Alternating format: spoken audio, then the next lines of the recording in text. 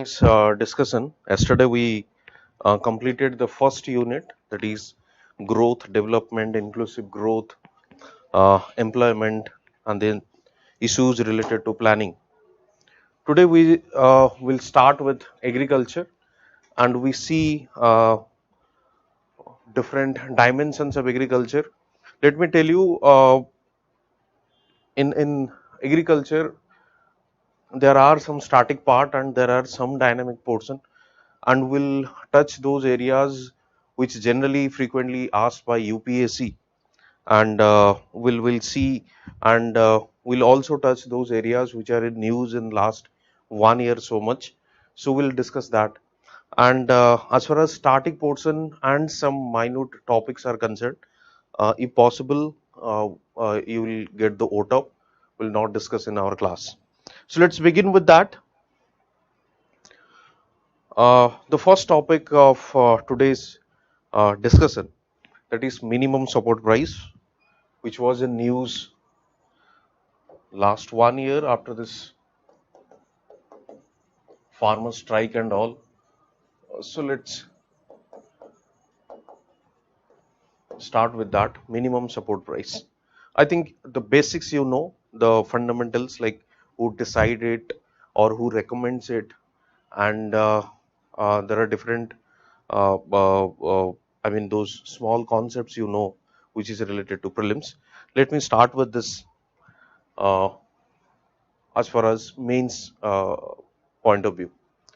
So the government through this FCI uh, directly procures food grains, let's say wheat and rice, for meeting buffer stock requirement. As you know, buffer stock requirement, that FCI, this Food Corporation of India, who maintains this buffer stock requirement for the like our PDS system, public distribution system, and through stabilize the price in the market, and this food security, which is another major objective of our developmental you say developmental model, which we ensure this food security for this marginal sections of the society. So for that we need this buffer stock, and FCI is the corporation or the authority, Food Corporation of India, maintains that.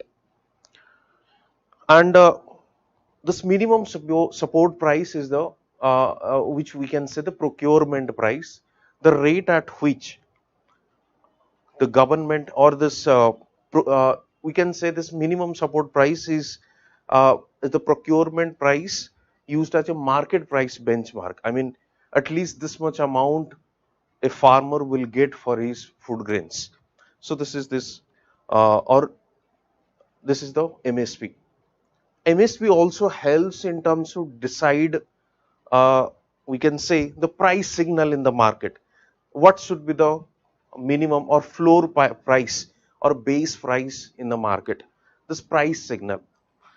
It's another benefit of this MSP is it ensures or it secures farmers with respect to this too much volatility in the price level of the food grains. For example, let's say vegetable price, or let's say a food grain is too much of volatile with respect to its market price. So generally it ensures at least minimum amount of price to the farmer.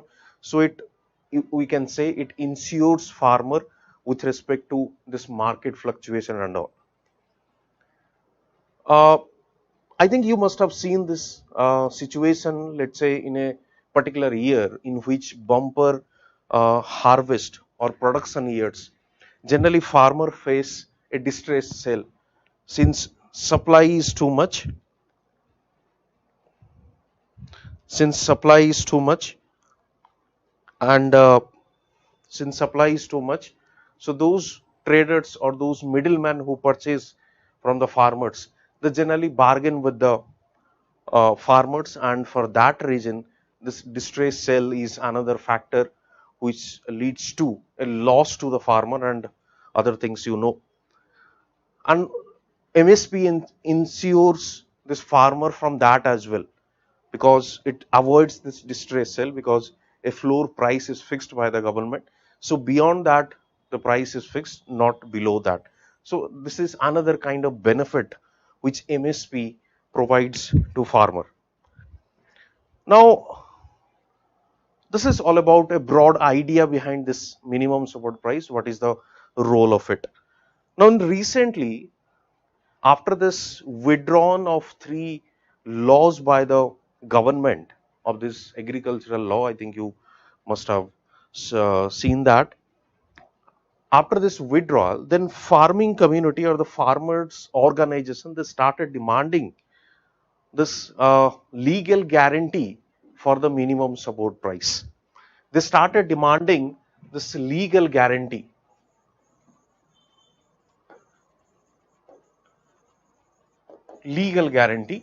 because although government announces minimum support price for different food grains, but it was not legal guarantee.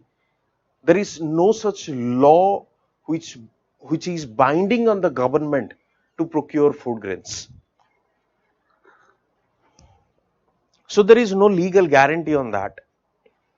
But farming community, they are saying, you please go for this legal guarantee on this minimum support price. And their demand is minimum support price must be based on this 1.5 times of the cost of production, which should be a legal guarantee or should be backed by a law. That means there is some law must be binding on the government to procure this food grains from the farmers. This is their demand. And their demand is MSP must cover all those food grains. MSP must cover all those food grains, because if you see, presently these fruits and vegetables are kept out from this MSP or minimum support price. That's why farmers are asking to bring all those food grains under this MSP or minimum support price. As we know, this 23 crops are there which covers this minimum support price. Although 23 crops are there, but if you see the trend or statistics which is given by government only, then you will find that this procurement happens largely with the wheat and rice. This procurement largely happens with the wheat and rice. And why largely with the wheat and rice? Because they are the primary food grains which are distributed under this PDS. Because they are primary food grains, these are distributed under this PDS system. So primarily this wheat and rice, this procurement is done by the government from the farming community. First. Second problem, or why these farmers are demanding this coverage of MSP to all food grains and legal guarantee, because prices received by farmers generally during this harvest time, this is well below this announced procurement price, or you can say officially declared MSP. They generally get a lesser price than this officially declared MSP. Even if MSP has been announced, but still they are getting a lesser price during the harvest time. After that, generally they get a higher price than the MSP, but during the harvest, since why this problem arises, because farming communities or the farmers, they do, or in our agricultural system, with respect to infrastructure, we do not have such like storage capacity, warehousing facilities and this go downs and all. That's why these farmers are forced to sell it at a lower price, because they cannot store it for a longer period of time, which again leads to the damage of crops and all, which is again loss to the farmer. That's why they go for the distress sale, which we few minutes ago we were talking about. So that's why they started demanding that please legalize this MSP system and cover all those food grains.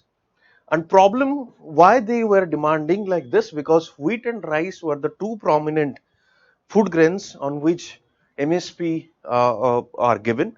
First, second, they generally getting a lesser price than this announced MSP. I think in 2015 you must have seen a committee was formed, and this committee was formed to see the functioning of Food Corporation of India, to see the functioning of this Food Corporation of India (FCI), and this committee was headed by this Santa Kumar committee, known as was the chairperson Santa Kumar, and this committee recommended that, or this report of 2015, this committee observed that only 6% of the farm household, only 6% of the farm household of this total country, only 6%, they sell wheat and rice to the government at MSP rate. The number of farming communities, number of farm households, only 6% they are selling to the government this price on the MSP price of this wheat and rice. Then 94% they are not getting the benefit of this MSP. So this is another evidence which supports this argument that MSP as such a kind of not that much effective with respect to implementation is concerned. Why these farming communities are demanding this legal legal guarantee for the MSP, minimum support price. Now, if this MSP is not legally guaranteed, then MSP cannot be demanded by farmers as a rights. As we, as we know that under this NAREGA also, if a person needs work or wants work but did not get it, then after a particular period government will compensate him, since government is not able to provide the work. In this case, why? Because that is under act of NAREGA. Okay, so here I mean it's not that right based. Farmers cannot demand this MSP as a right of their, because, or they cannot say it's our right because it's not legally guaranteed. Let me tell you another evidence or fact which supports this argument. If you see one study of this PRS, I think you know PRS legislative.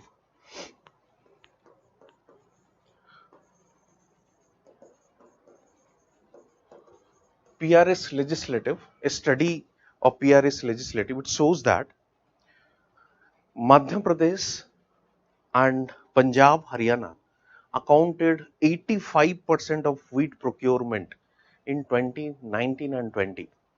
That means only these three states,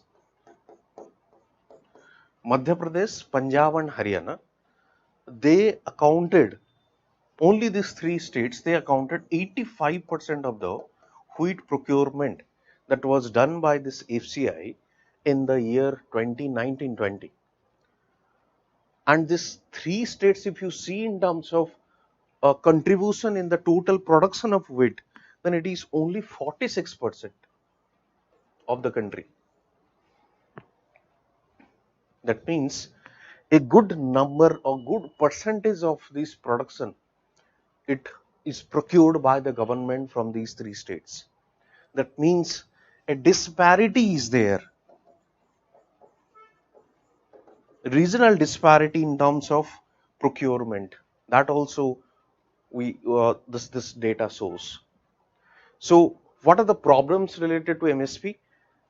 First, only what we see as per the Santa Kumar committee, only 6% farming household they participate in this procurement process. First, second, they generally get a lesser price. Third, this is again only three states. From these three states, 85% of their production are procured. And rest other states, they are not simply in the picture. very lesser amount are procured. So this is the statistics of wheat. If you see in case of paddy, then six states, that is Punjab, Telangana, Andhra Pradesh, Chhattisgarh, Odisha, Punjab, Telangana, Andhra Pradesh, Chhattisgarh, Odisha, and Haryana. In terms of paddy, if you see that these six states, they are responsible for the 40% of the total production of paddy, and if you see the share of procurement, it is 74%. Again, regional disparity in terms of what? In terms of procurement of paddy. So why this legal guarantee of minimum support price is demanded by the farming communities? These are the factors we can mention in our answer. First, they are getting a less price than the announced price. Second, only 6% of the household as per the Santakumar committee. And then this PRS legislative survey says only these three states they contribute 46% of the total production, but 85% of the procurement with respect to wheat, and only these six states 74% of the paddy are procured from these six states. So in terms of disparity, in terms of less price, this MSP is not that much effective. Now question arises, if this legal guarantee is given, then what would be the impact on the economy? If the legal guarantee is given, then what would be the impact on the economy? Then what are the different opinion or expert opinion on those legal guarantee? Let's say let's discuss one by one. The first one,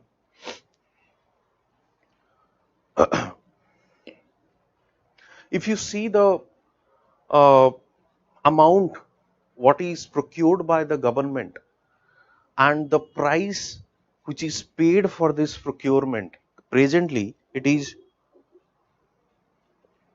3.8 trillion worth of produced food grains.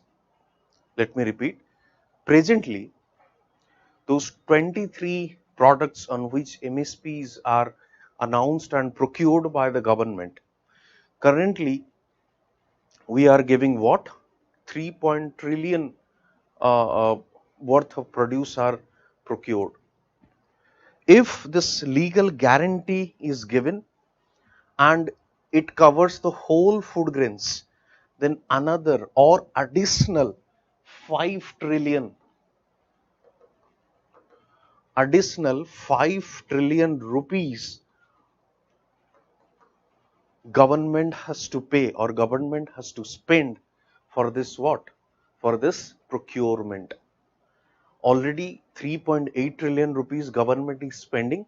Additional spending would be rupees 5 trillion if we cover all those food grains under this legal guaranteed MSP. That means it would be a fiscal disastrous.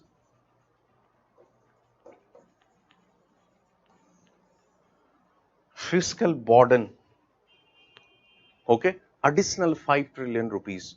This is the first number one argument why experts are quite apprehensive to give this legal guarantee. Although government has already formed a committee, let's wait for the this report by the committee, but some arguments are there. This is number one. Number two, a guaranteed MSP, that means a legal guaranteed MSP, some experts they are saying it would increase the distortion. It would increase the distortion with respect to what? With respect to cropping pattern. We'll discuss this cropping pattern also today. Distortion with respect to cropping pattern. So when this when a farmer will see the food grains which give a higher price, they will definitely go for that, and that would be a kind of monocropping. Continuously they will produce, or they will go for the same crop year after year. So it has again some negative impact on the environment is concerned, and on those natural resources. So distortion with respect to cropping pattern. Further, by looking to these problem or fundamental problem, some of the experts they advise, rather than going this legal guarantee, we must adopt a new policy, that is deficiency pricing system. We must adopt a policy that is deficiency pricing system, or deficiency price payment, we can say. It would be more feasible alternative to this legal guaranteed MSP or minimum support price. That means if any farmer, uh, I mean any deficient payment would be done to a farmer, then government would provide that deficient payment simply directly to the farmer. So farmer can get the money which he or she thinks that he has got a deficient payment with respect to this procurement price. So that could be one alternative to this legal guaranteed MSP, because legal guaranteed MSP would further burden the government of this rupees 5 trillion, which is already we are spending 3.8 trillion rupees. Okay, so solution would be, we can suggest deficiency price payment, that is difference between the MSP and selling price. So any gap between these two, then that can be bridged by the government. Government would pay that difference amount to the farmer, so that uh, this deficiency payment would be recovered. So this is whole uh, the recent development with respect to MSP, and the government has already formed a committee, and committee is about to give its report. So let's see what this committee is giving, any kind of report or suggestion or any recommendation to the government that we need to see. Okay, so this is all about the minimum support price. The fundamentals, you know, what are the benefits of, theoretical benefits of it, but practically problems are there. That's why this legal guarantee is demanded by the this farming community. And if we go for the legal guarantee, then it would be the impact on the government exchequer. And what should be alternative, or what would be the alternative of this minimum support price legal guarantee?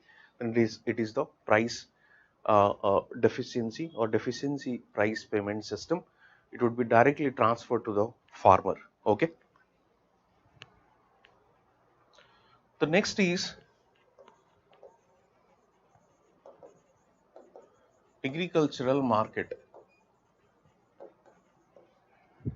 Agricultural market or agricultural marketing. I think you have already you have idea this APMC, Agricultural Produce Market Committee. So agricultural market is regulated by this APMC, Agricultural Produce Market Committee. As per this APMC Act, this agricultural markets can be established, and this agricultural markets will be known as mandis. Mandis. This mandis are at the district level, and those agricultural communities, these are sold in that mandis through auction,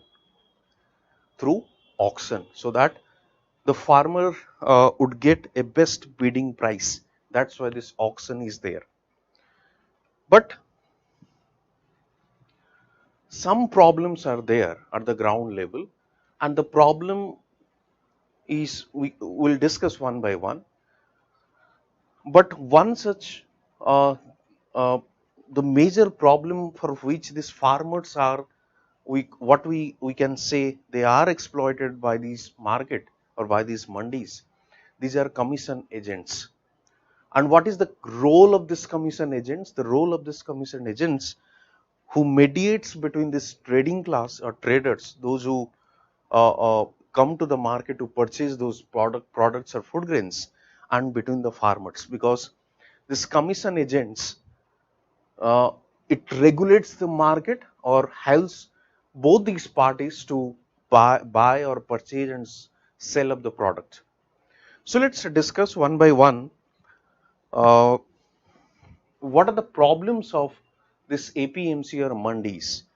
If you see the economic survey of 2014 and 15, this a special chapter has been dedicated to this agricultural market, and problems were that those buyers, they come to purchase this product or food grains, they are charged a market fee, and they also charged a licensing fee also, because if you want to enter into the market, you have to pay a licensing fee. You must have a license so that you can trade in that market, and this is charged by whom? This commission agents, those who mediate between these farmers and uh, uh, these buyers. So the first one is market fee and licensing fee. So if market fee and licensing fee are charged, obviously when this buyers or the purchasers, they simply uh, purchase product from the market, definitely the price increases, because they will shift this fee on the consumer itself. So automatically the price of the products increases once it comes out from this mandis, because they have already paid this market fee and this licensing fee. This is number one. Number two, this commission agents, they simply try to earn more from this market, and they simply charge this licensing fees from every functionaries, like not only from the buyers, they also charge from the sellers as well, from the farmers. Okay, now those office bearers of this APMC, they are politically influenced people. Generally those parties, the political parties, they generally appoint or give the charge to function this market. So politically influenced people are there, or they are settled down with that particular market. Corruption is another problem which this market suffers. Even if this market is charging a licensing fee, this the fee of market fee, but this market does not provide adequate infrastructure with respect to storage, let's say cold storage facilities, let's say transport facilities, warehouse facilities, etc. Suppose a farmer comes with his food grains, and on the same day he does not get a buyer, then he has to wait for the, let's say, 2 days, 3 days. If the farmer does not have the storage facility at that mandis, then definitely farmer would be in loss. Farmer would definitely want to sell it as soon as possible, so that at least he can get some money and go to home. So the storage capacity or the infrastructure facility is very poor.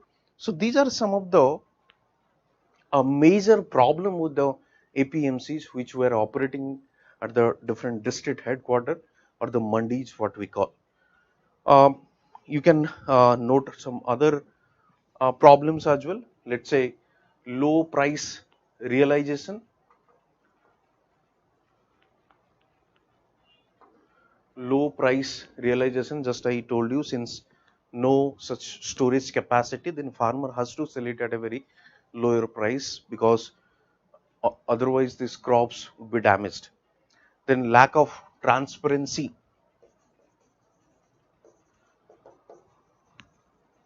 in trading process, lack of transparency in trading process, then collusion among traders and these middlemen or commission agents.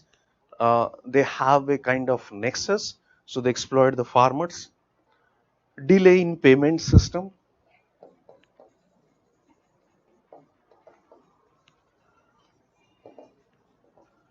delay in payment system, generally on an average 30 to 40 days delayed payment to the farmers. Then price information,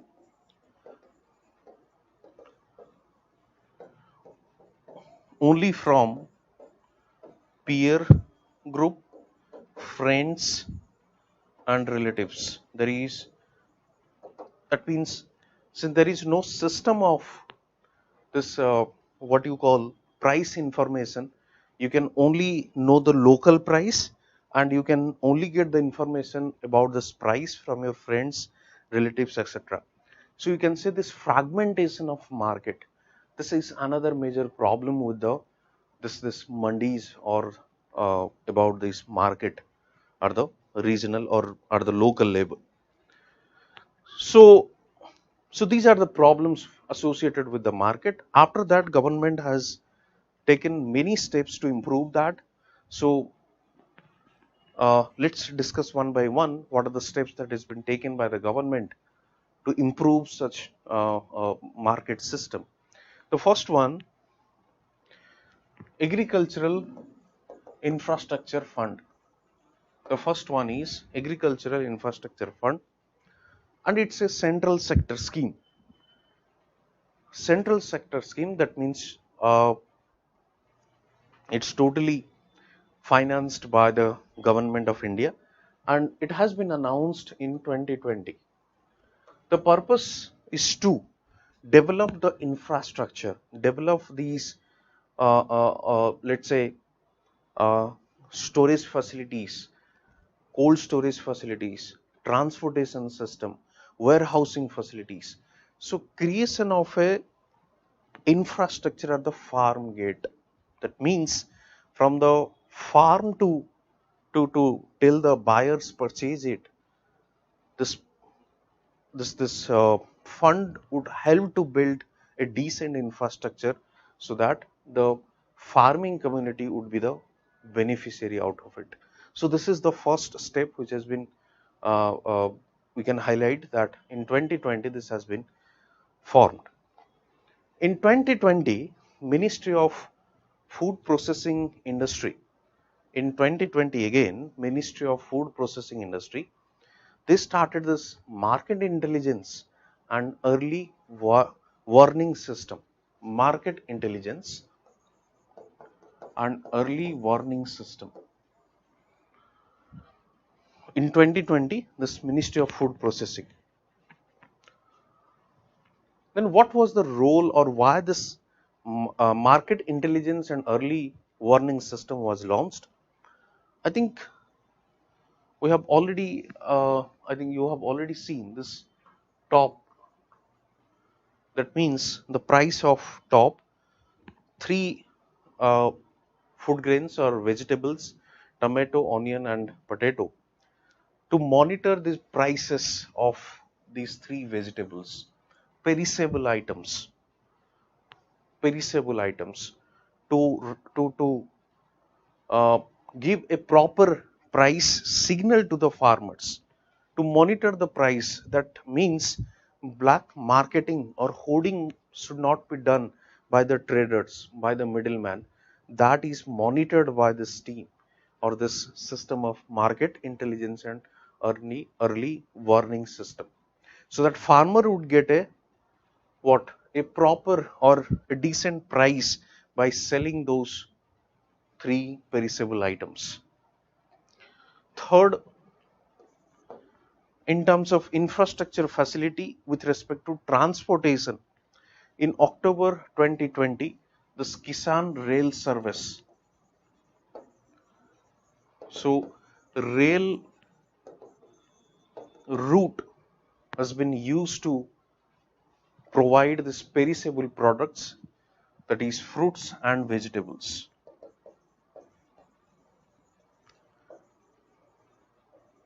Perishable items, Kisan Rail Services.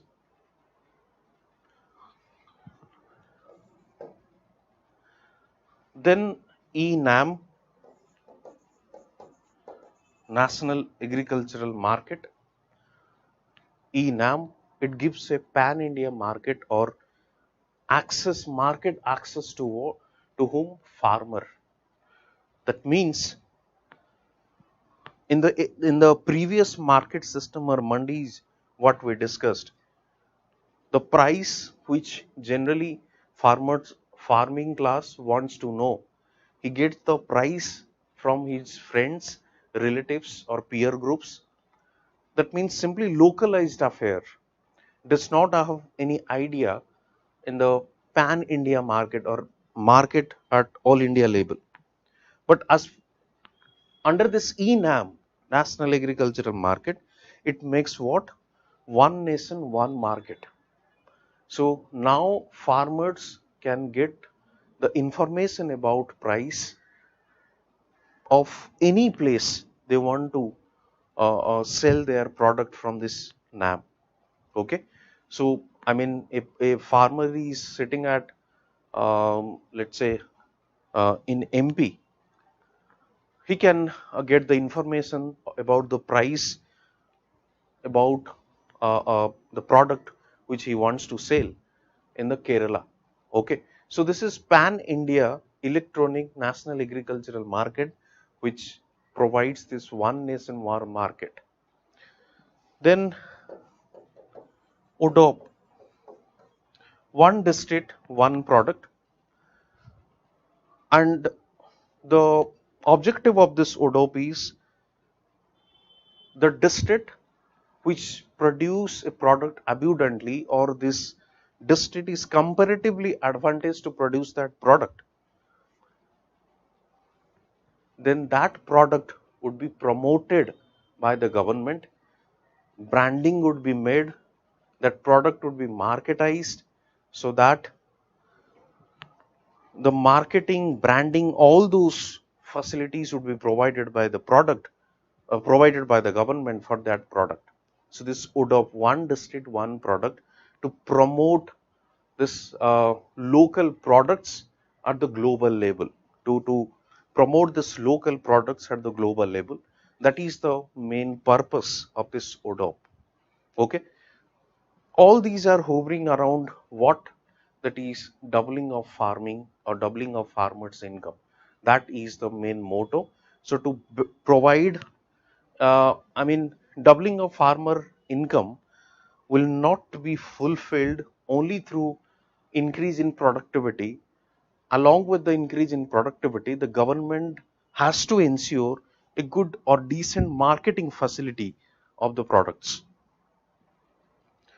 So this is what all about this agricultural market, problems we discussed, and the recent steps uh, that has been taken by the government to ensure a better market, better pricing, and better what do we call this infrastructure facilities.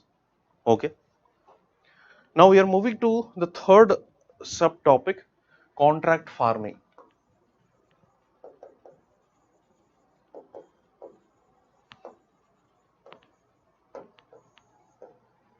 Third subtopic, contract farming.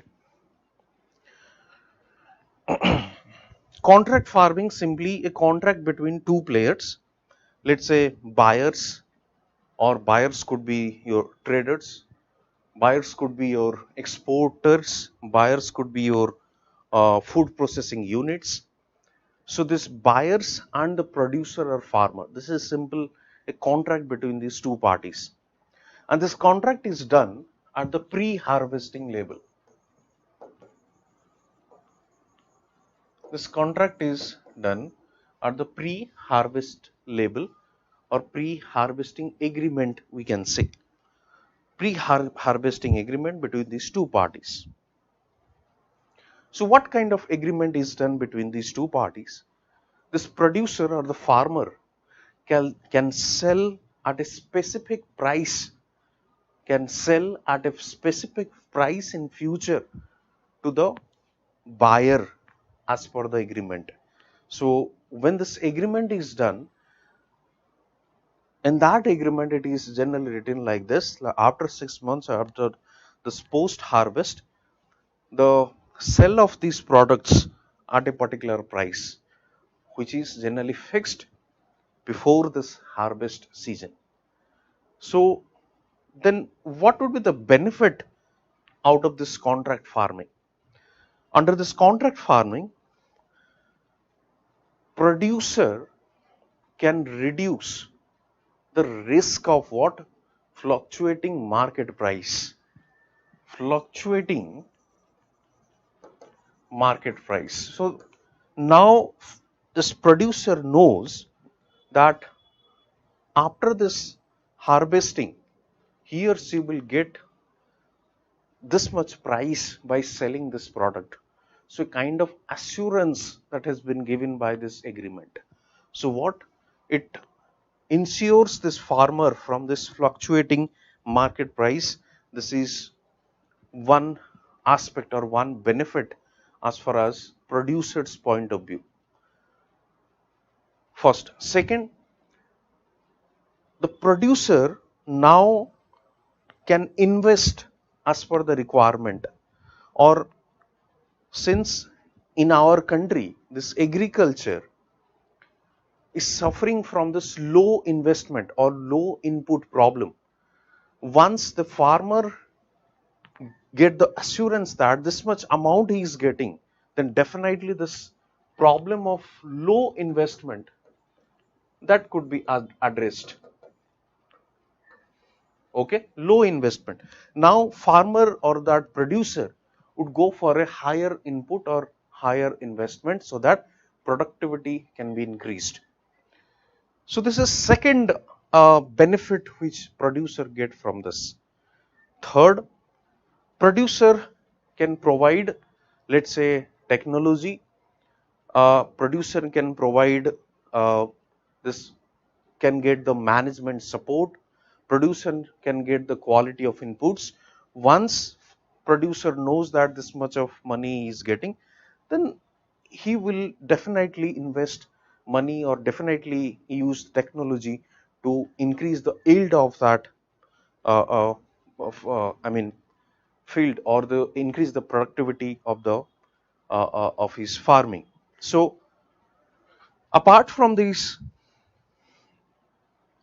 benefits from the producer point of view, if we analyze from the buyer's point of view, then what are the benefits? From buyer's point of view, then quality can be ensured. So before, when this price is fixed, buyers know this much of quality product he or she is going to get. Okay, so sometimes producers, or sorry, buyers, they face this problem, non availability of the quality products, that they can ensure through this agreement or before this pre harvesting, that this much of quality product they are going to get. First. Second, now the risk of market unpredictability, the risk of market unpredictability, that is simply shifted from farmer to the sponsor. Okay, this is again farmer gets the benefit from this agreement, that risk of market unpredictability generally shifts from farmer to producer. Second benefit in terms of buyer, we can say that it ensures this private participation, or it attract what? Private sector. This is from buyer's point of view. More and more private players, they can participate in this process. Okay. Third benefit, general benefit, let's say, it eliminates intermediaries or those middleman.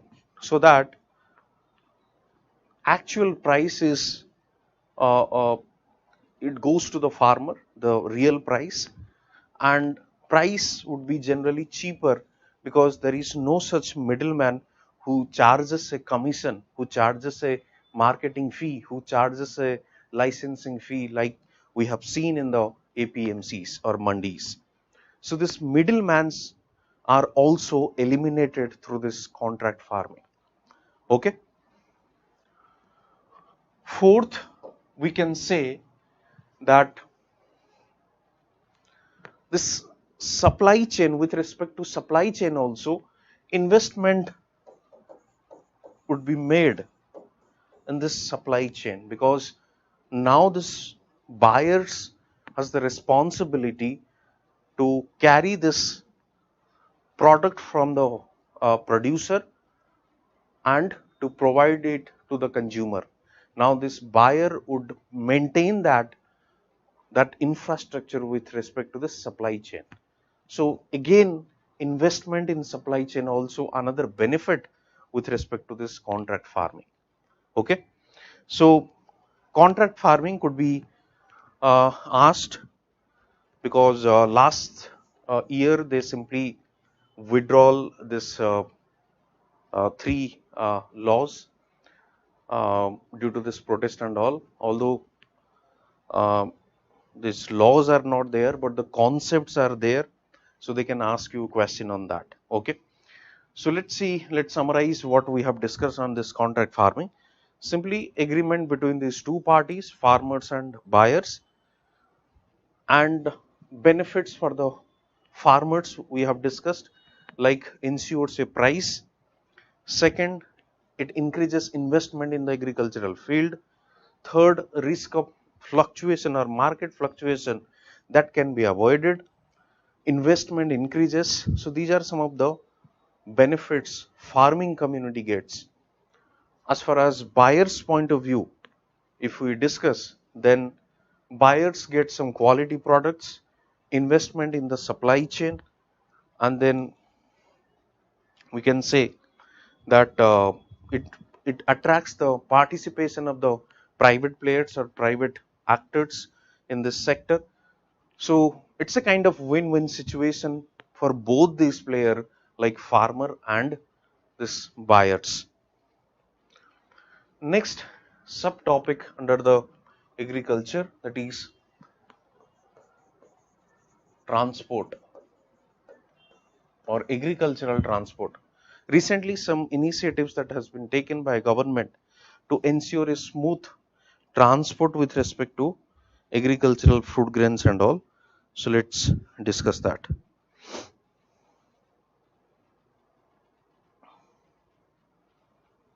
Okay. Problem, yes, inadequate logistics connectivity. Inadequate logistics connectivity. Inadequate logistic connectivity means roads, railways, in fact, road as a part of infrastructure also face its own problem. Like if you see, most of the goods uh, in our country that is transported through this roads, and roads are not all weather roads. That is another problem. That's why timely delivery of farmers harvest, it's not reached to the market. So in this case, both the parties, buyers as well as the farmers, both are in the lose-lose or this in loss, because farmers, due to the untimely delivery, they do not get their payment timely, and the buyers, due to this untimely delivery, price simply increases. They get bad quality products, because generally those perishable items, it simply damages or it simply damaged through this delayed service. So all weather road is a problem for our country. Second, if you see that our road connectivity, uh, majorly this bypass system Generally, what is that bypass? That means by avoiding these cities, you can simply, uh, uh, I mean, go to one highway to another by avoiding or by not entering into the cities, because in cities generally in the daytime these roads or trucks are not allowed. Okay, heavy vehicles, they are not allowed in the daytime in cities, so they wait for the evening and then they enter into the cities, and they simply cross that city and enter into another highway to change the state or to go to another state. So these some of the problems are there with the road transportation.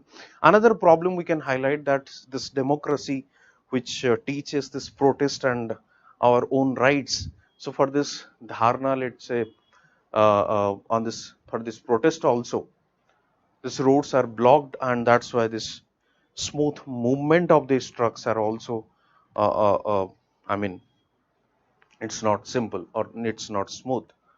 So these are some of the problem associated with the road transportation. As far as railway is concerned, we have not shifted to fully railway, or we have not, I mean, railway is not that much with respect to this consumer goods transportation and all. Now we have started doing this. Now we have realized the problem with the road transportation. That's why we are simply shifting from this road to the railways. So what are the steps taken by the government to ensure this railway transportation or the use of railway in terms of transportation of perishable items? First initiative, that is Kisan Rath. First initiative, Kisan Rath. So what is this Kisan Rath? It's a mobile application to facilitate farmers and this farmers producer organizations in hiring vehicles for the transportation of agricultural products. So by using this mobile app, anyone can hire a truck, and like this also many other private applications are there. uh, Easily one farmer can hire a truck and simply provide this logistic or take this logistic facility. So Kisan Rath is one such application that has been developed. In this Kisan Rath application, it has been integrated with this eNAM, Electronic National Agricultural Market, so that easily to smooth enough this logistic facility and all. Second, Kisan Rail Service. Now this use of train or use of this rail service for this farming communities to transport those vegetables or perishable items. Now 24 routes that has been demarcated or identified on which this product should be transported. Okay. Another one is Krisi Udan. Krisi Udan air facilities, mainly focusing on the perishable products only. This air facilities would be provided to northeastern and tribal areas.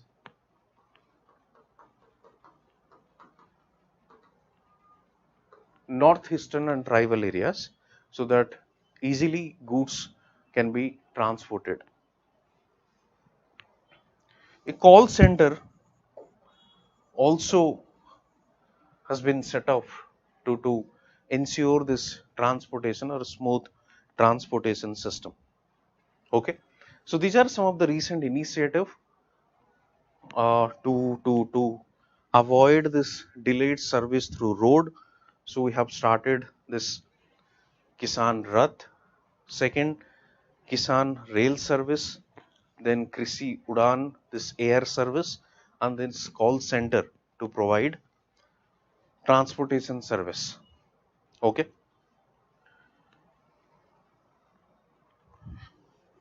The second one or the next one, food processing industry. food processing industry.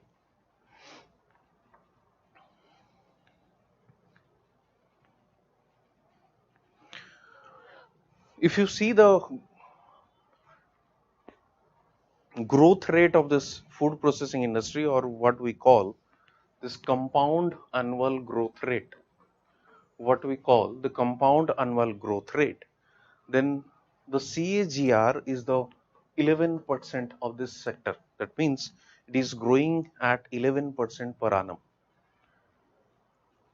Okay, and the output of this sector, it has been projected that this output would reach to $535 billion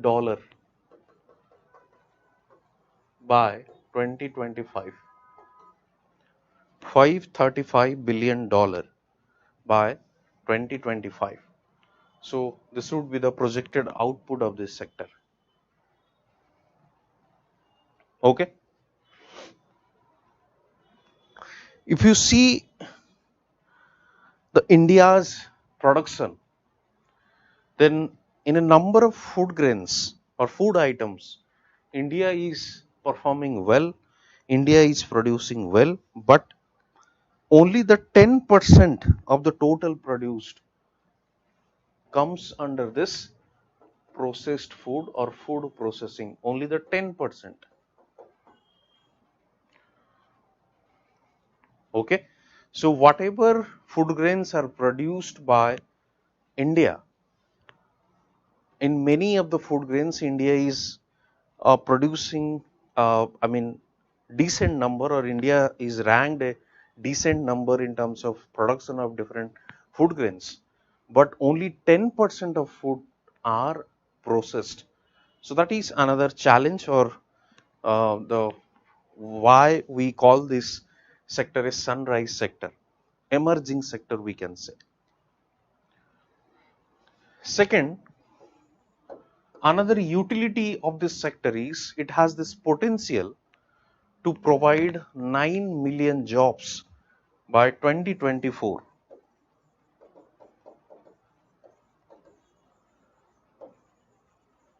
9 million jobs by 2024.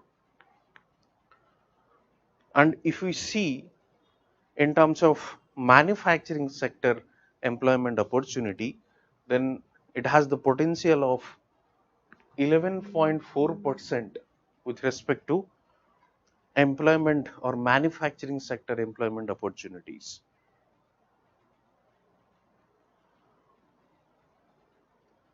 Okay. Now, this food processing not only provides these jobs, let's say in terms of employment in manufacturing or organized manufacturing employment, it will also help in the doubling of farmers' income, because it would provide a stable income to the farming community. Stable income to the farming community. Okay. Now, what are the potential, what we, why this government is, apart from these, why this government is so much concerned about this particular sector, then we can see that with the increase in urbanization, with the increase in urbanization, this increase in this food processing industry is rising. With the increase in urbanization, this food processing industry is also rising or increasing the demand of this what processed foods. That is one factor. Second, this demographic dividend, because more of youth population in our country, for them also this demand for this processed foods. Second, this e-commerce companies or this online food ordering, this is third factor which gives rise to increase in this food processing industry. Fourth, packaged food, or simply this, now this people are more of health conscious. That's why this packaged foods, they ensure what? They ensure the standard of nutrition. They ensure of this you can say people are preferring more of branded packaging. So that's why the demand for this food processing is increasing. Branded packaging, standard of nutrition, that is health conscious. Okay, so the demand for this food processing is again increasing.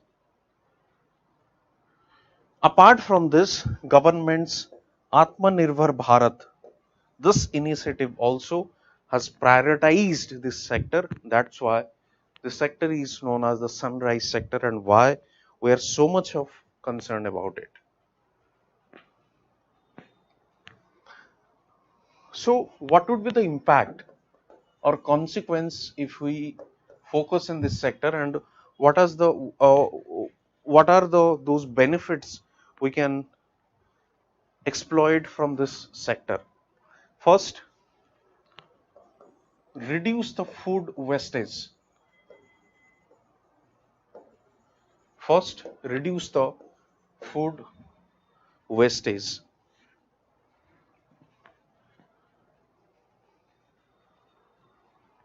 Okay. Second, of course, employment opportunity, mostly labor intensive.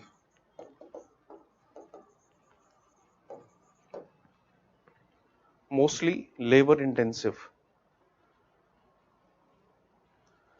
Third, it has the potential to improve export. It has the potential to improve export, so that foreign exchange would increase in our country. Foreign exchange would increase in our country. If you see the present statistics, in the total export, only 12% food processed items are exported. So it can be increased further. So potential is there. Since reduced food wastage, employment opportunity can be created, export can be increased, foreign exchange we can earn, it has the potential to strengthen the domestic supply chain. What we call from farm to fork, from farm to fork, the supply chain can be strengthened. This supply chain can be ensured, what we discussed in this contract farming.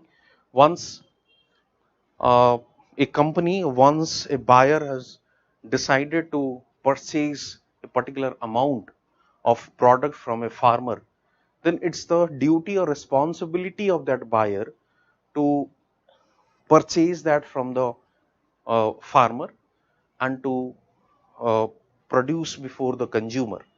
So the whole process, that is the responsibility of that private farm or this buyer, and definitely they would ensure that high quality supply chain service or supply chain infrastructure. So this is another point which we can highlight. Okay, so let's discuss the challenges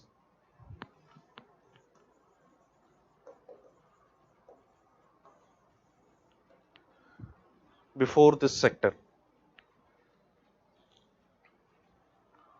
Challenges, again, this supply chain. The existing supply chain is not supporting that much to the sector. That means the primary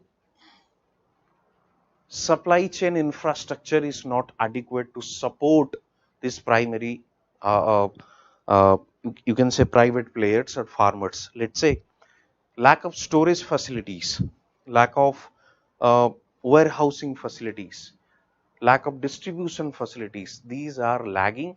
That's why these private players, actually what generally happens, government has to ensure some bare minimum infrastructure, some bare minimum supply chain infrastructure, so that the private parties, they would be incentivized through that, and they can come to and invest in the further supply chain infrastructure and all.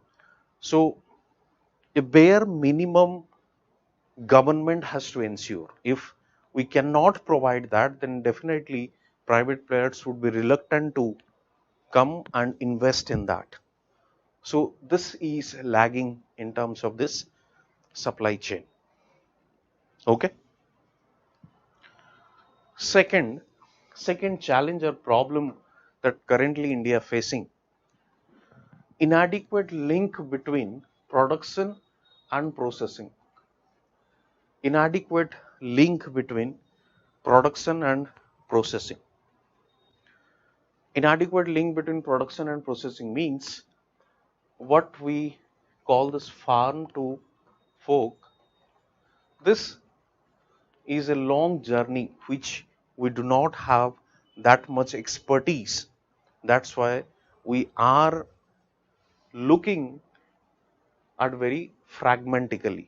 Production is a separate, processing is a separate, but we cannot establish a link between these two, that if a product is produced, definitely that should be processed so that it would be available for the consumer.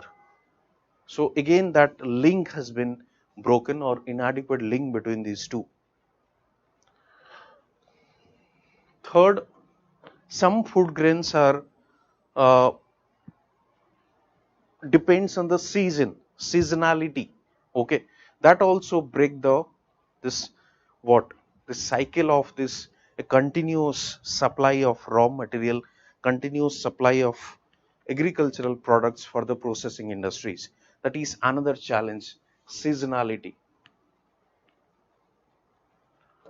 Let's say if a particular food grain is produced in a particular season and restricted to that season only, we cannot ensure the supply of that product for 365 days. That definitely that would hamper this processing unit as well, because that processing unit would not get the raw material adequately. Again, this leads to low capacity utilization. Low capacity utilization of what? Low capacity utilization of existing industries. Low capacity utilization of existing industries. Okay. So first one, supply chain, gap in supply chain. Second, inadequate link between production and processing units. Seasonality, we cannot provide raw materials for 365 days. And then institutional problem.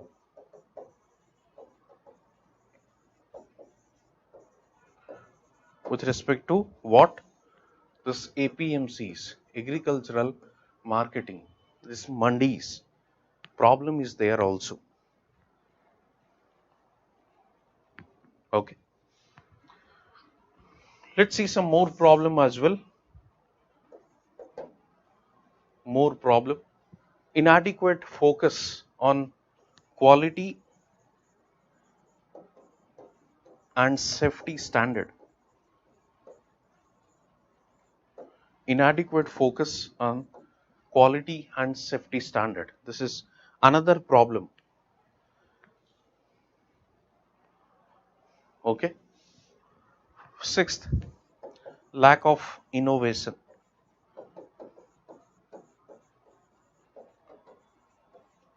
Lack of innovation and product development. So this is another problem. Innovation is required. Innovation is required to minimize the cost of production. Innovation is required to ensure a smooth, what we call the supply chain. So innovation is must. At that front, India is lagging.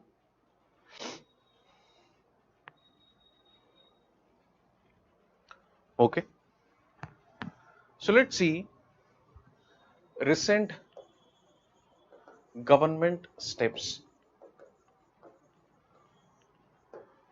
What are the steps taken by government to ensure a smooth supply chain and a basic infrastructure so that this food processing units would flourish? Make in India program, in that we have prioritized this food processing industries. In Make in India program, we have prioritized this food processing industries.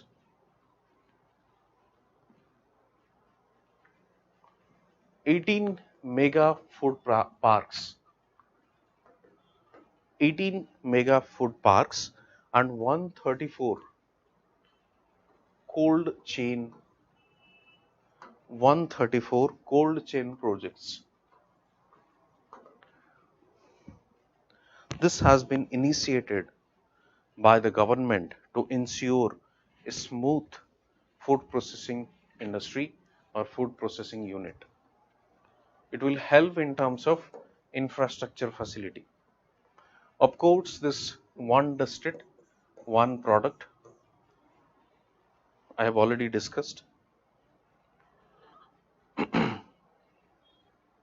this has been launched by this food processing ministry only, Pradhan Mantri formalization of micro food processing enterprises.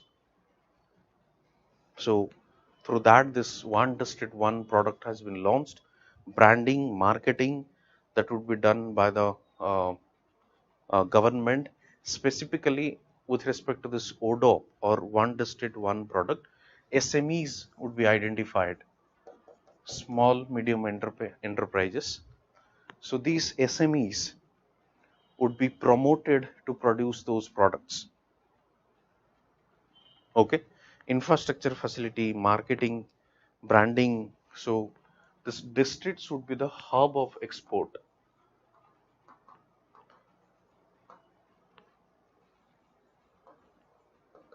This districts would be the hub of export. Districts would be the hub of exports. For example, you can also quote like Amritsar pickle and Murabba also. So these are specifically to the Amritsar district, and that would be promoted, marketed, branded. Okay, so these are the objective under this ODO.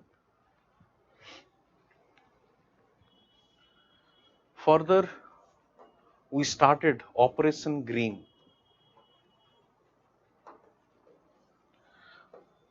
and the idea is from tops to total.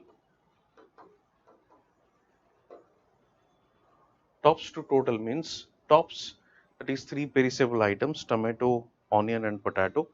From these three, now the idea is to cover the total food grains or vegetable items. So from tops to total, that is comes under this Operation Green. So under this tops to total, the scheme it ensures this monitoring of prices and all, so that it would be easily available to the industries. Transportation facilities again will boost this uh, food processing industries. Okay, and the last one scheme has been launched, and the scheme is Pradhan Mantri Kisan Sampada Yojana. Pradhan Mantri Kisan Sampada Yojana. Under this, it's an umbrella scheme under this mega food parks, cold chain facilities, infrastructure for the agricultural product or agro processed clusters. So these infrastructure would be created under this Sampada scheme. So these are the recent government steps to improve this particular industry or sunrise industry. The first one, Make in India. Second, 18 mega food park, 134 cold chain projects. Then ODOV, one district, one product. Then Operation Green. Then transportation facilities, and then Sampada scheme. Okay.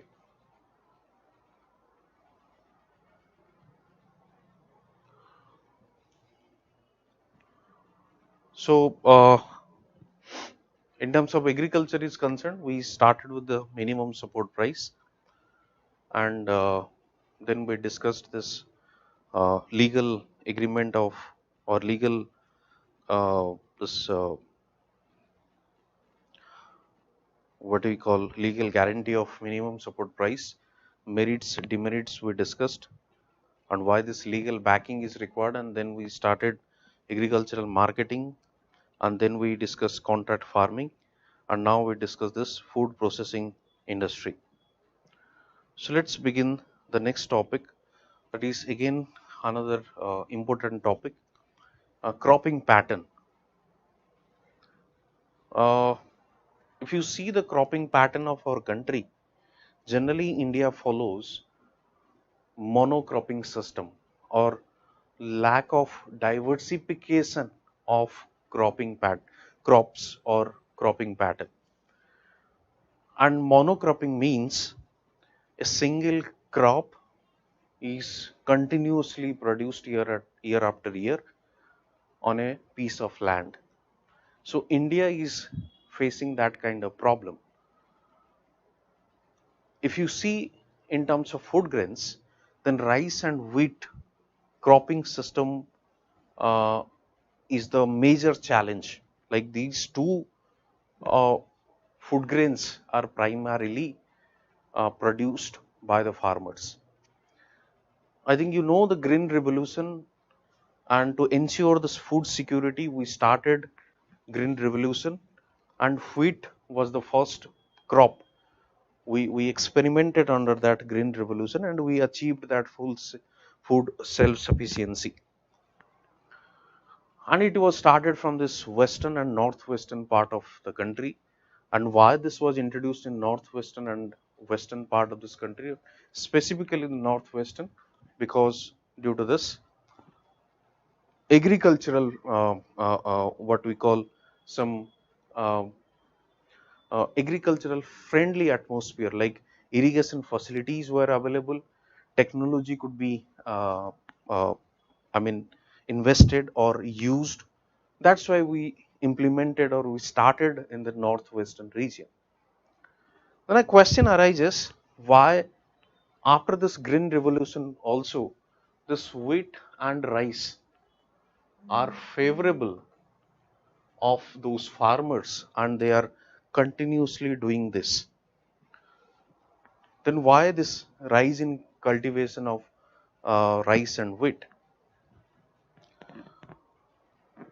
If you see this MSP discussion, what we discussed, we also saw that apart from or out of this total food grains produced in our country, wheat and rice are those two products on which mostly these MSPs are farmer they get the MSP, and mostly on these two, these are procured by the government only for this PDS system. That's why farming community also prefer to go for these two food grains only, wheat and rice.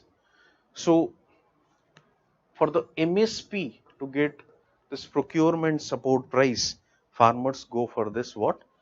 Wheat and rice regularly. This is one argument why this cultivation of wheat and rice only. Second is this assured procurement, what we just discussed, that government is also procuring these two uh, to maintain that buffer stock or to provide those food grains under PDS. So government is also doing that. If you see that this two food grains, they are in continuous expansion in terms of cultivated area. Rice is produced more than the 30 lakh hectares, more than the 30 lakh hectares, and if you see wheat, then it's more than the 35 lakh hectares. So it's a continuous expansion in terms of this production of these two food grains in terms of cultivated area. Yes, of course, we achieved success, what we just discussed, food self-sufficiency. We got the sufficient buffer stock. Now we are exporting food grains. At a point of time in 1960s, we were importing food grains, and it's credit to the Green Revolution. But this success or this achievement comes with some cost as well, some uh, uh, demerits as well, which we can discuss. The first demerit, which we can say, that depletion of natural resources, depletion or degradation of natural resources. If we say depletion and degradation of natural resources, then the first thing comes to our mind, that is groundwater. Through this irrigation facilities, these region of northwestern part of our country, they use this conventional irrigation pattern or conventional irrigation system. That's why they are simply exploiting this groundwater to irrigate those cultivated land. So now you will find a steep fall in the water table, and also to extract this groundwater they are using what? Energy as well. They're consuming energy. Okay, so a good amount of energy is consumed to extract the groundwater. So in both terms of energy as well as the water table, both are depleting or degrading. Okay, now if farming community is using energy to extract this groundwater, that means farming community is also bearing some kind of expenditure as well. Gradually, since groundwater is depleting, you need more energy to extract this groundwater from the deeper layer of the soil. Then you have to spend more on the energy. That means gradually or year after year, this farming community is overburdened with this energy consumption. Okay, this is number one. Number two, when this during the winter in Delhi or NCR region, National Capital Region, you might have seen in the newspaper that this whole NCR region is covered with smog during the winter. And one of the reason behind it, this stubble burning in the northwestern part of our country, mostly this Punjab, Haryana and all, Rajasthan. So this rice straw, they generally burn it, and that causes this pollution in the NCR region. That's why this region covered with smog in the winter season. So this is another problem. Third, since monocropping pattern is followed and a single crop is cultivated year after year, then the soil degradation, that means the fertility of soil also decreases due to this repetitive cultivation and all. Okay, so these are the major drawbacks. Depletion of natural resources, number one. Number two, you need more water, so you are extracting groundwater. Groundwater is depleting year by year, and to get water you are consuming or you are using more energy year by year to get that. Third, farming community is burdened with extra additional expenditure to use that or to get that energy. Fourth, this soil degradation, because monocropping pattern is followed year after year, the same crop is cultivated, that is another problem.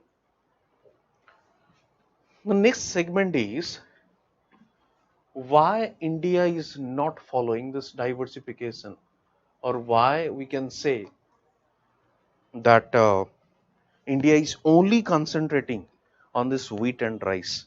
One of the factor which I have already highlighted, MSP and large procurement by the government on the wheat and rice. These two are primary reason. There are some more reasons as well why lesser diversification or lesser crop diversification in our country. Because lack of good varieties, lack of good varieties of alternative crops, because lack of good varieties of alternative crops, this is absent. That means in a way we can say whatever R&D, research and development government is doing or India is doing, that is more or less concentrated on this rice and wheat.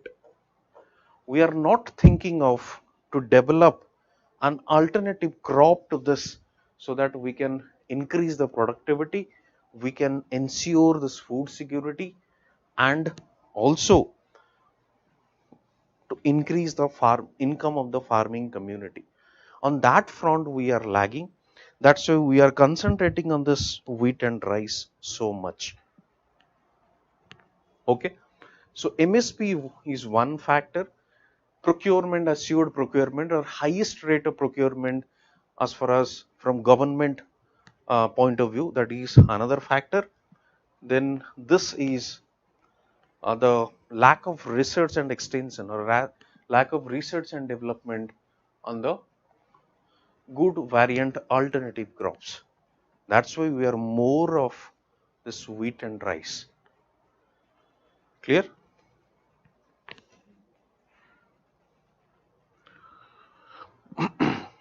So what would be the way forward or solution we can say?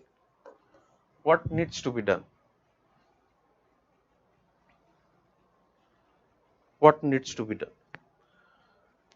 When we say we are lagging in terms of lack of or lack of alternative crops, so we must work on that. So we need what? High yield varieties of, let's say, crops, alternative crops, let's say pulses, high yield varieties of pulses and other crops. It also will help us to ensure food security. It will also help us to increase the income of the farming community.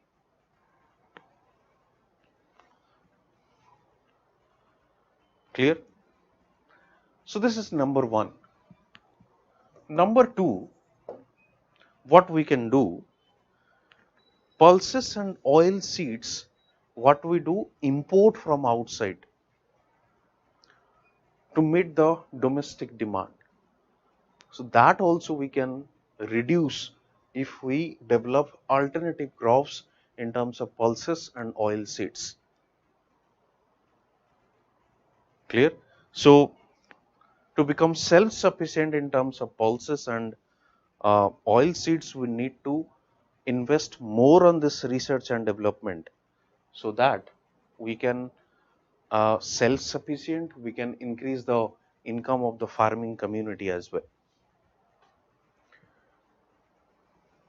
If you see the present or current changing pattern of consumption of the individuals, then we can see These inferior food grains like bajra, jowar, now people are started consuming more of them due to this health consciousness.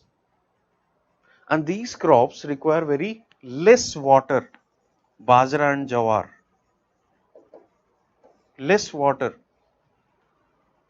So we should also focus on this bajra jowar as the example of low water, high yield varieties of alternative crops. That means these products will use less water, so it's good for us. So jowar and bajra, that also we need to develop.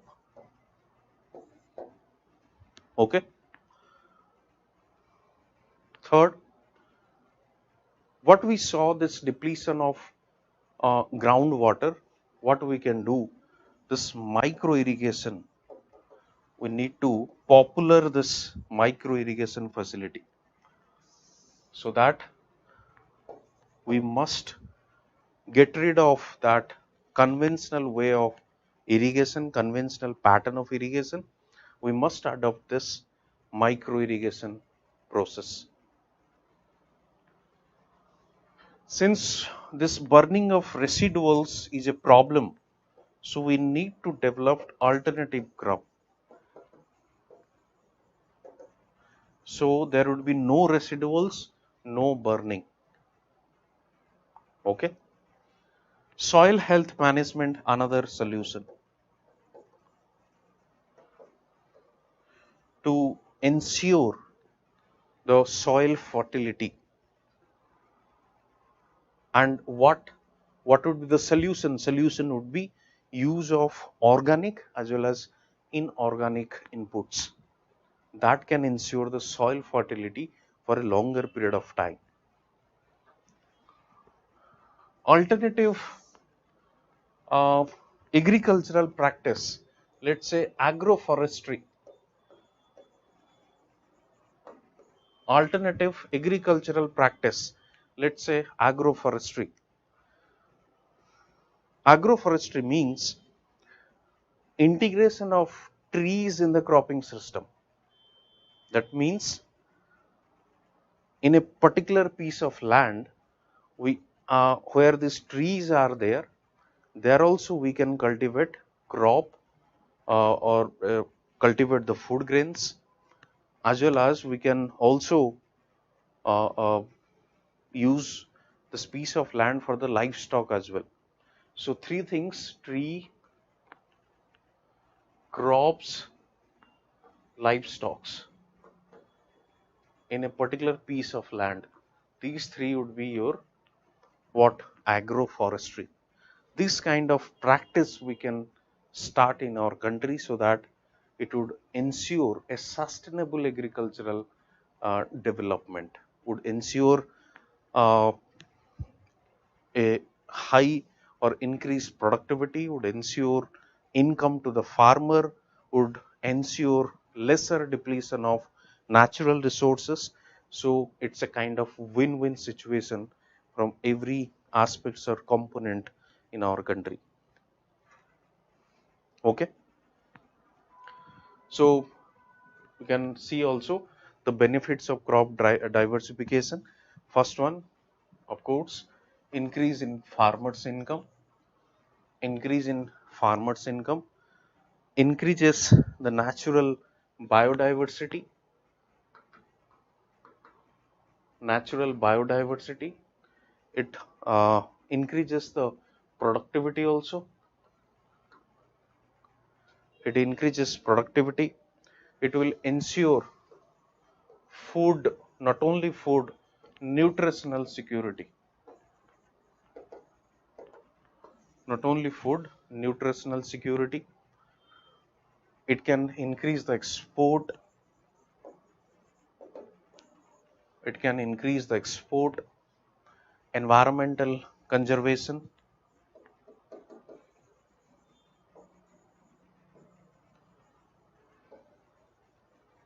Environmental conservation, etc. Okay. So in benefits, we can highlight increase in income of the farmer, so that it is in the direction of doubling of farmers' income. It uh, increases the biodiversity of the particular region. It increases the productivity of the agricultural field. Then it restores the fertility of the soil, uh, food security or nutritional security. It increases the export of the country, then environmental conservation, etc. Okay, so these are some of the benefits of crop diversification.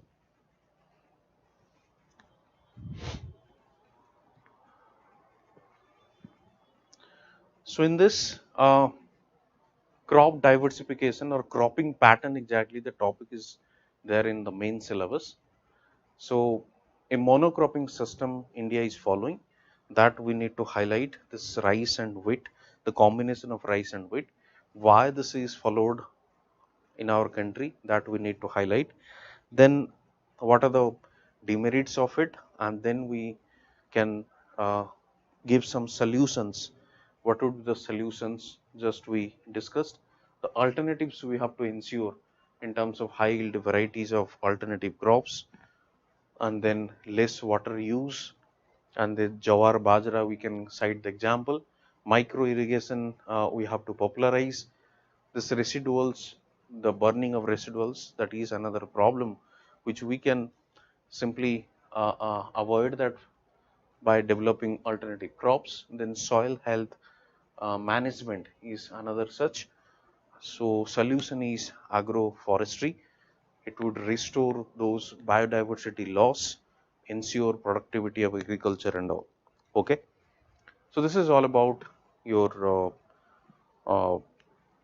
this cropping pattern or cropping diversification of cropping as such. Okay, from the last year we have seen a topic which is in news, this price, the rise in price of those edible oils. And recently government came with one scheme, National Edible Oil Mission, oil palm. National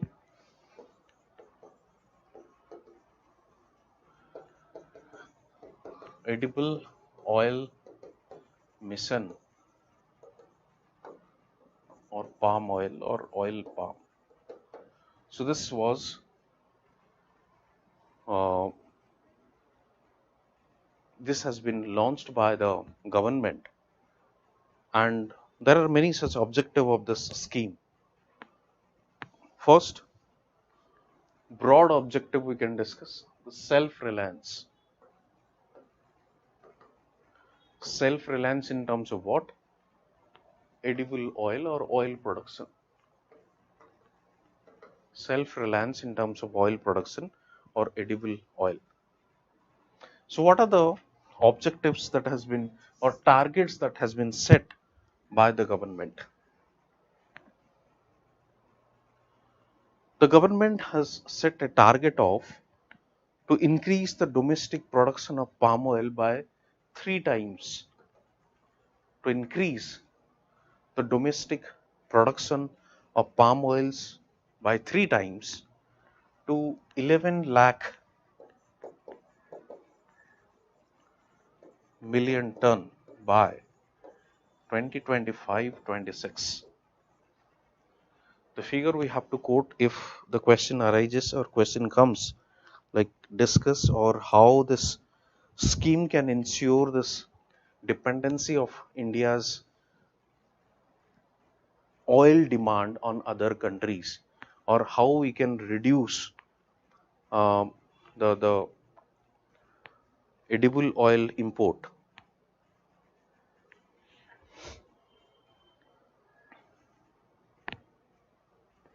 Okay, so that could be asked to you, so you can highlight this. What are the objectives which we have set under this particular scheme, so that which uh, reduce the dependency on other countries. The first is, the target is to increase the production 3 times to 11 lakh million ton of edible oil production by 2025-26. This is the first target. Second target is all about to increase the size of area on which this palm oil is cultivated. Increase the size of area. So the target is to increase the size of area to 10 lakh hectares. If possible, you can try to remember these what numbers. 10 lakh hectares by 25-26.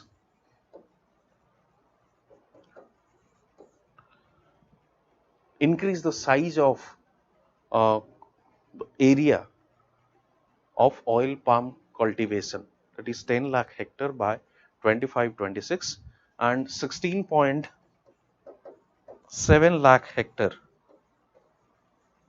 by 2029-30. By 2029-30. Northeast region and the region of Andaman Nicobar Island. The climatic condition of these two regions this support this palm oil cultivation. So a special emphasis has been given to this Andaman and Nicobar Island and this northeast region, so that these two regions would ensure this production of palm oil in our country. Okay, a special plan has been chalked out, a special importance is given to these two regions so that they can increase the cultivation or the production of this palm oil. Okay, if you see some statistics, then India is the second largest consuming country in terms of this edible oil, and it requires 25 million tons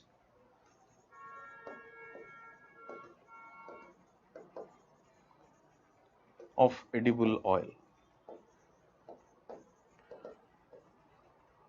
25 million tons of edible oil it requires. Now, in this 25 million ton of edible oils, 10 million we produce what? Domestically. That means the rest 60% we import from other countries. So the total requirement of edible oil, out of that total 60% requirement is met through this import.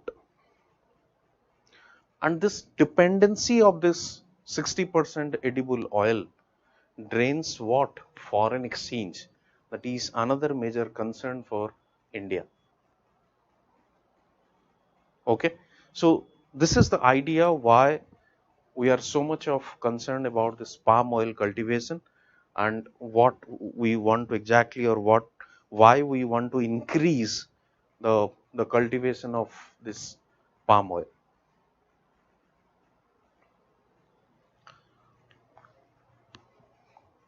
This is number one problem. Second problem, government announces minimum support price as far as palm oil is concerned. We do that, we announce the minimum support price. But this minimum support price with respect to this palm oil is failed or severely failed due to low procurement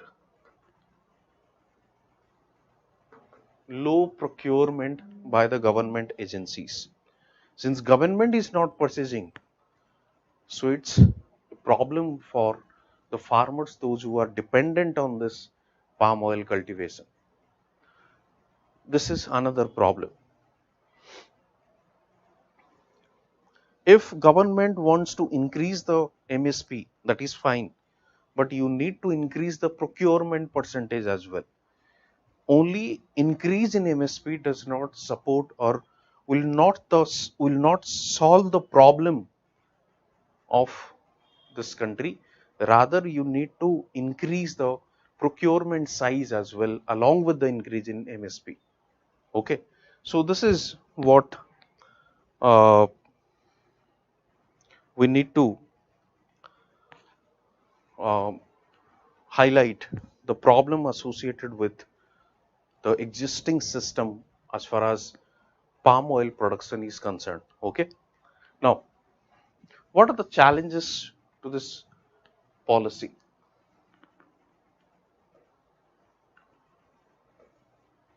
What are the challenges?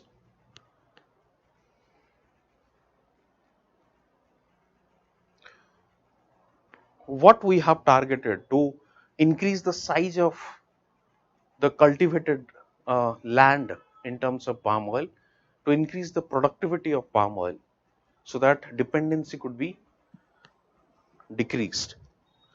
But those surplus produced nations, let's say Indonesia and Malaysia, those who largely export this palm oil, their climatic conditions, their farm size, their economic conditions, environmental conditions, everything is different from India.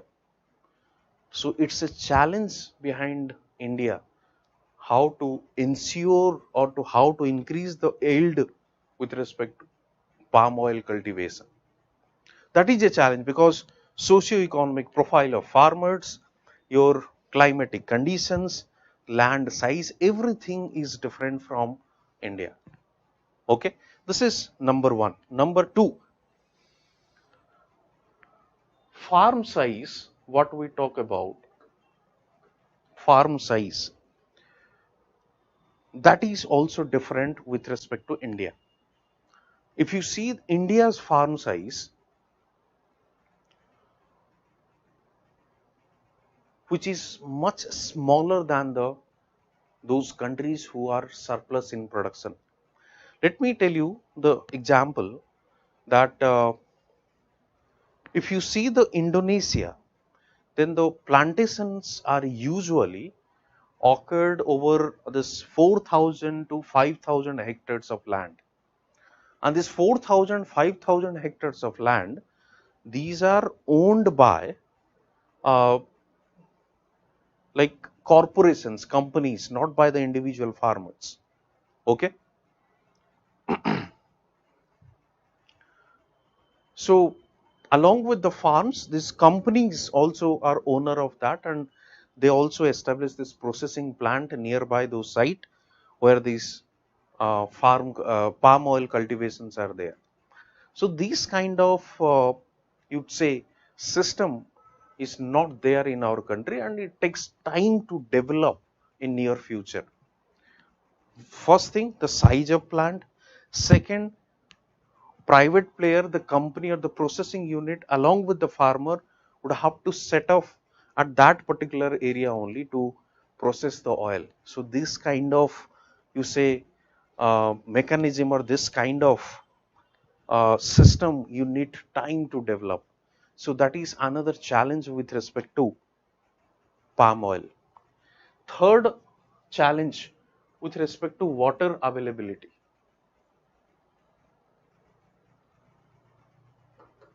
With respect to water availability. Okay. If you see, the oil palm is a water intensive crop. That is uh, why we are targeting this northeast region and Andaman Nicobar, because mostly these are this rainfall is generally high, and these are water intensive crop. That's why generally it is cultivated at rain abundant regions. That's why we are targeting these two regions in our country. If you see in India, in oil palm growing regions of Andhra Pradesh specifically, this is rainfall deficit. If this is rainfall deficit region, if you want to cultivate in Andhra Pradesh, then you need what? Groundwater. That is another challenge. Then you have to extract again to increase the yield of the this palm oil. You need to use groundwater. So apart from these two regions, if you see any other region for the cultivation in our country, I mean, only these two regions are not sufficient. Although these two regions have been given the priority, but apart from these two also, we are trying to increase the palm oil cultivated area. So apart from these two, all other regions in our country are not sufficient with respect to that water requirement in terms of rainfall. So we need to provide water with respect to by extracting groundwater, and again you need to deplete resources, you need to use more of energy to extract that groundwater. These are some of the challenges. Okay.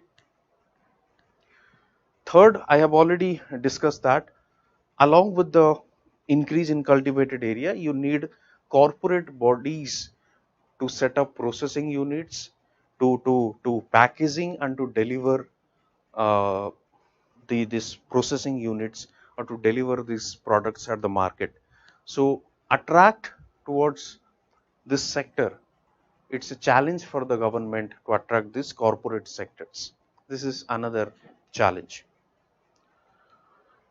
Another, let's say,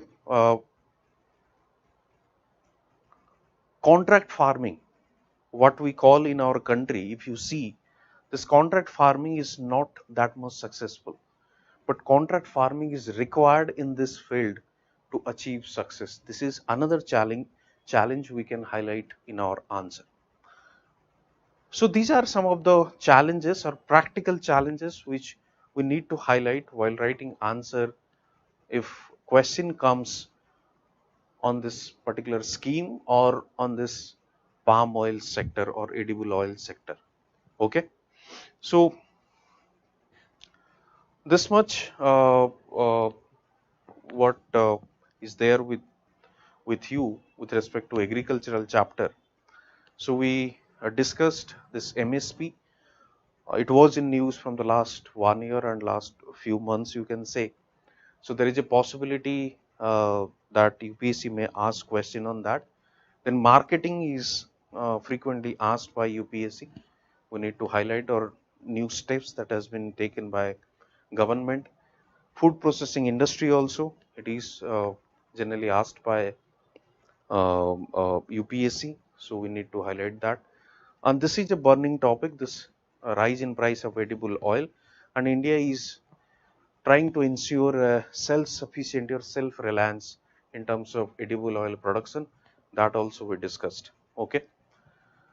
And apart from that, contract farming we discussed, and that's then transportation of agricultural products also we discussed. If you have any doubt, any query with respect to the topics which we have already discussed, please ask. Otherwise, we'll end this session here only and we'll discuss industry from tomorrow onwards.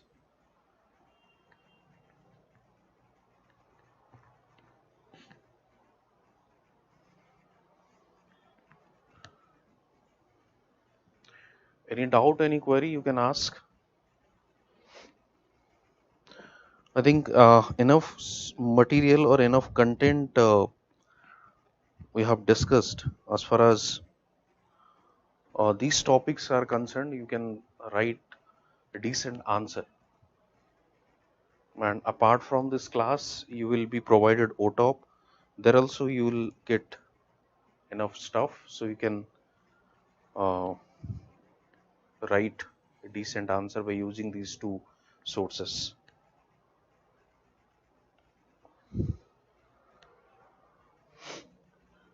So please ask anything if you have any doubt.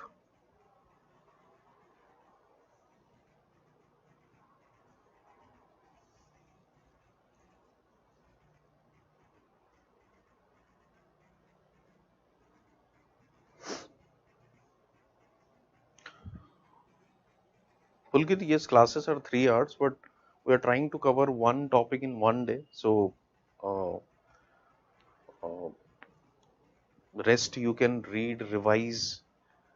So we are not taking much of your time. So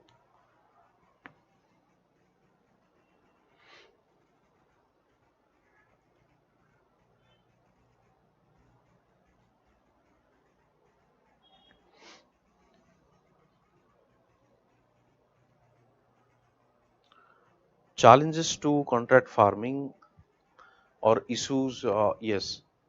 Challenges are, suppose, let's say,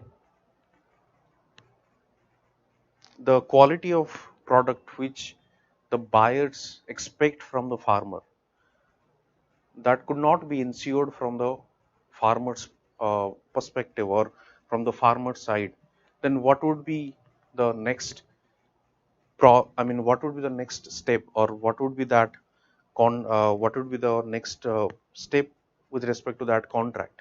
So that is a kind of challenge for this. Okay, so that you can highlight. Under law also, we came with that new law with respect to that contract farming. Although we withdrawn that, so there is a possibility in the government would come up with some new law. So this is one challenge which I just highlighted, this quality of product. Let's say from buyer's point of view, if buyer did not pay as per the agreed amount, so what would be the next then? Okay, so these are some of the challenges behind this contract farming you can highlight. Let's say crop failure is another challenge, because crop failure is another challenge. If crop failure would be there, then what would be the next to this agreement? So these are some of the challenges you can highlight. Yes, you can highlight that negotiable warehouse receipts in our example, that you can do. Okay.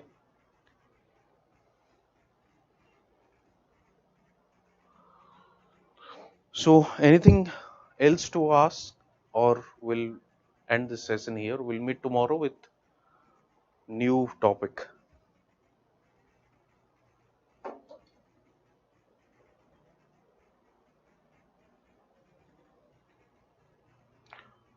Okay, thank you, and we'll meet tomorrow with industry. Thank you.